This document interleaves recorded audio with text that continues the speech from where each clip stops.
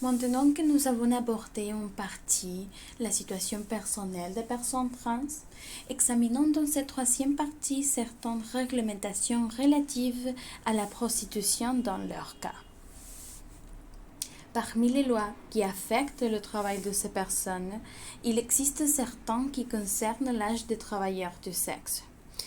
Dans la majorité des pays, l'âge légal pour se prostituer est le même pour tous les travailleurs du sexe, qu'ils ou elles soient cisgenres ou trans.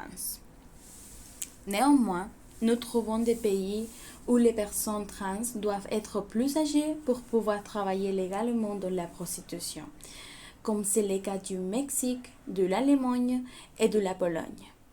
Dans ces pays, l'âge légal pour les personnes cisgenres est de 18 ans, tandis que pour les personnes trans est de 21.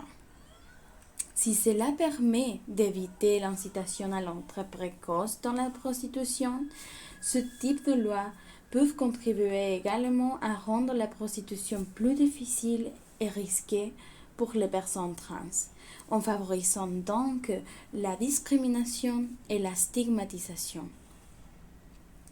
D'un autre côté, certaines restrictions affectent le nombre de clients que les personnes trans peuvent servir et le choix des lieux où elles peuvent travailler.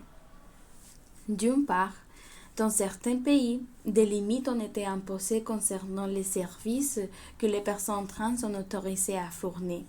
Un exemple, c'est le Japon, où ces personnes sont interdites de prester des services sexuels à hommes et à des hommes cisgenres depuis 1956.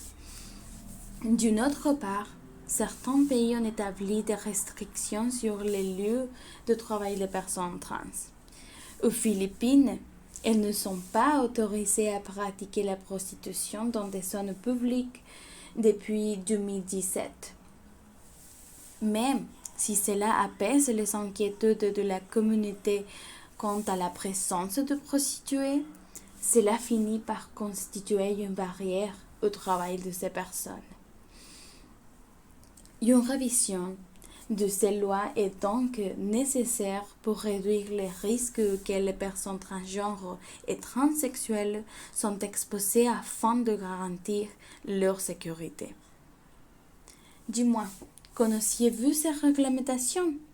Si vous avez aimé la vidéo, je vous invite à regarder la prochaine partie sur les soutiens existants pour les personnes transgenres.